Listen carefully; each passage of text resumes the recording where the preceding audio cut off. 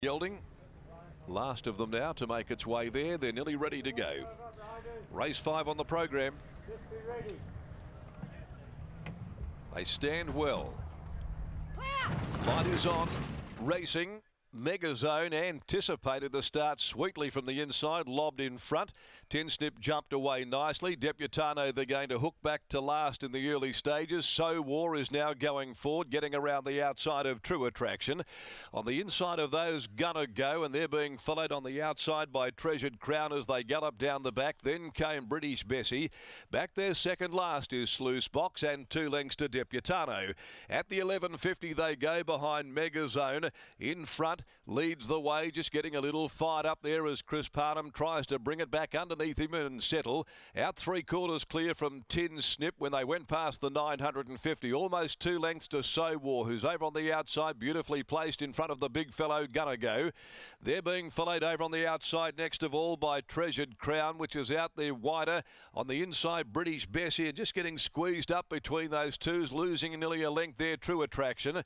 They're followed by Sluice Box, who's peeling 3 wide. It finds the back now of Treasured Crown as they head past the 550, and with the task in front of her is Deputano. Megazone's just in front here as they'd neared the turn. 400 to go from 10 Snip, about to level up and really put the acid test to the leader, and 10 Snip and Megazone have booted clear of Gonna Go. So War, British Bessie. Further back in the field is Sluice Box. Don't like the others at this point as 10 Snip reaches the lead. So War, Gonna Go. They're starting to charge down the outside, and so is Sluice Box. 50 from home. 10 Snip's the leader from Gonna Go. So War, Sluice Box. 10 Snip clinging on. 10 Snip. 10 Snip, well, he caused the barrier attendant some issues at the start, but he got the job done eventually. 10 Snip won from a 3-way go. Sluice Box deep out. Also there in the middle, So War, Megazone. British Bessie attacked the line nicely. Gonna Go in the middle. Followed then by Deputano. Also back there, pulling up next of all, Treasured Crown, True Attraction, who's amongst the last of them home. We stand by for full placings. 10 Snip. Clint Johnston Porter does it from outside the pace and then has to fight and be very determined. Double for the Durant yard. 10 Snip, the Snippet son. 4-year-old clings on from a desperate go. Heads bobbing up there. Plenty of them in that mix for second and third numbers. Wide out is Sluice Box. Gonna Go is there in the middle with So War. And behind those, True Attraction. But 10 Snip, former 2-year-old of the year by Snippet Son from Mabel Grace, out of the stable of Adam Durant, ridden by Clint Johnston Porter, takes out the 5th for the day. Raced by David, also Brad and Sonny Elsgood. Posting today its 4th victory from 21 outings. No luck last time out. Form had been really consistent prior to that, and bounces back now into the winner's circle with a gritty win under the vigour of Johnston Porter. Had to really lift. Number 3 in the middle, Gonna Go, in a head-bobbing finish for the minor placings. Got the nod for second by Trade Fair from Impatient Lass Bradderawilla for Jason Pateman, and well tried at the good odds. And then 11 Sluice Box deep out by My Admiration from Ready in Waiting. Ash Maley, Jade McNaught. 4th 5 So War. 2, 3, 11, 5 they are. 2, 3, 11, 5, a long neck and nose margins. 139.55, 35.12 the sectional. On now to race 6, the Amelia Park Handicap over 1200. The one scratching, number 10, Miss Frost. Number 10, Miss Frost, and Connections of Excellent Dream have advised stewards earlier this afternoon that William Pike will be instructed to ride the 4-year-old more forward today from a slightly better barrier. Excellent Dream to be ridden more forward. So with that tactical change, let's go down to Britt Taylor after the victory of 10 Snip. Thanks very much, Darren. Yes, Adam Durant, 3 runners in this race. He's just gone to William Pike to get a word on the performance of Treasured Crown, but it is the stablemate who is victorious in 10 Snip. There was some good money in the early betting when we were previewing this horse, Lockie, and then all of a sudden he was just being a little bit reluctant to load. It caused that delay, but in the end, too good.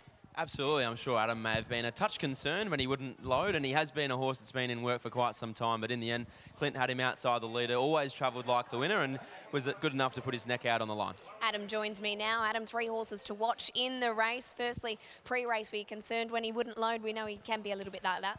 I was concerned when the starter didn't do what they do every start with him getting in the barriers. They did the complete opposite to what the horse normally does and walk straight in. So what does he normally do? Oh, look, he does do that. He's got those tricks, but you've got to stand over him and put the waddy behind him, and he goes straight in. So, yeah, I don't know what's going on there. We'll have to have a chat to him, but nearly a disaster. He nearly got scratched, so we'll rectify that, obviously. So what happens there in terms of remedial work? Do you have to do things at home, or is it just a matter of discussing those processes behind the gates to ensure that, I guess, they handle him the way that he's used to at home? Oh, well, Todd had him sorted out really well. He said he's going well.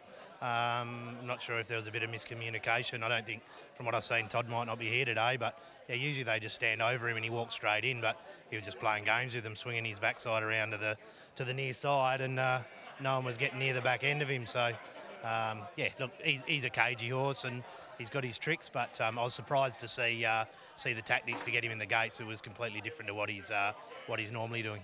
All's well that ends well. He ends up going in and he ends up victorious. What did you make of the run? Yeah, good hard fighting effort. He probably overdid it in the run. Outside the leader, he probably over-raced a little bit, but the tempo probably saved him. They went pretty steady and made it hard for the back markers. So when it was time to fight on, he did a great job, and he's a size-winning 2-year-old, and he's managed to come back. And although he's probably been a little bit disappointing, he's shown probably his best form this prep. When you go back, it's probably as good as what he had to be to win those races as a 2-year-old. You just always expect more. So you head straight over to William Pike. What was his comments on Treasured Crown?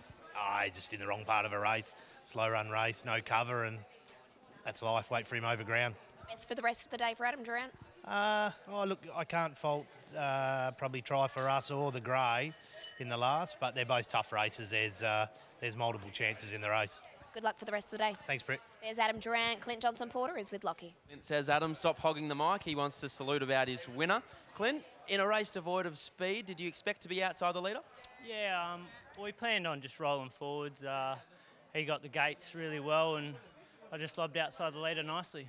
He obviously hasn't really performed all that much without cover. Did he always feel like he had the strength up the home straight to put his neck on the line? Yeah, the minute I sat on his back, he just felt that well in himself. I was fairly confident coming into the corner when he was tracking up like he was, that he was just going to let down the exact same, and I got to hold on to him a little bit longer than we normally do. Normally we're chasing something, trying to run it down. So, yeah, I think he showed a real good turn of foot today. Is this a potential way you can ride him moving forward? You just touched upon the fact that usually you're chasing something, but today grinding out in front, is he perhaps just a little bit more one pace now? No, I think he's still got that turn of foot. Like, I was absolutely cruising coming to the corner, so I was able to just let down really well. So I think he's fairly tractable. Well done on the win, and all the best for the rest of the day. Yeah, thank you. There's Clint Johnson-Porter partnering with Adam Durant for victory, with Tin Snip defeating Gonna Go and Sluicebox in for third. 2, 3, 11 and 5, your numbers out of the 5th.